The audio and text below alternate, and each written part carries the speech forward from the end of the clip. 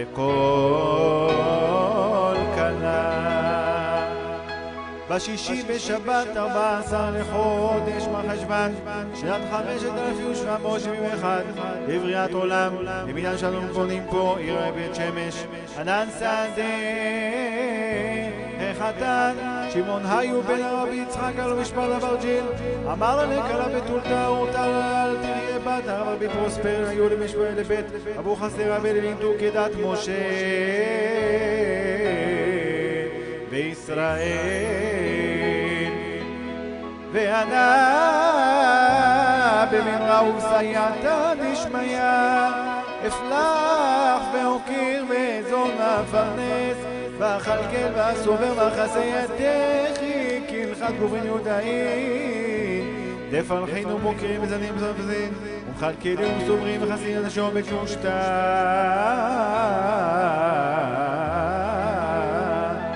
ויהיבנה לכי מועבטולכי כסף זוזה מתן לחסידכי ועלי מזונייכי וחיסולתייכי וסיפוקייכי ומנדה ידיכי כאורך כל הרע. הרבה התחייבויות יש כאן. והכלה אומרת וצביעת כלתה הסכימה וצביעת כלתה ועמד ליתו ודן דוניה דעננת למפה עבור עשה שהוסכם ביניהם ועוד החתן הנזכר שקיבלה ברשותו במושלם סופות האחרונה והוסיף לו מדיני עד שנמצא העיקר כתובה תוספת סך הכל 360,000 שקלים חדשים כמניין פעמיים חי אלפים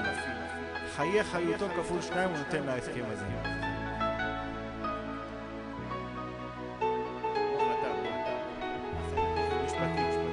אתה מגביע את המטפחת אתה מתחייב בכל מה שכתוב שם לא, אתה רק מגביע חייבת וקנינה מיד החתן למנה דקשר מקנייה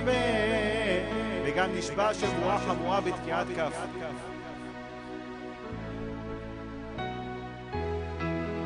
על דעת המקום בו ומכובדת השבעים באמת אשר קיים את כל הכתוב עליו ישנה כתוב תדה בלי שום שינוי תמוה בתחבורה הקרקע והכל שריר ובריר באמת ויציב ונכון וקיים.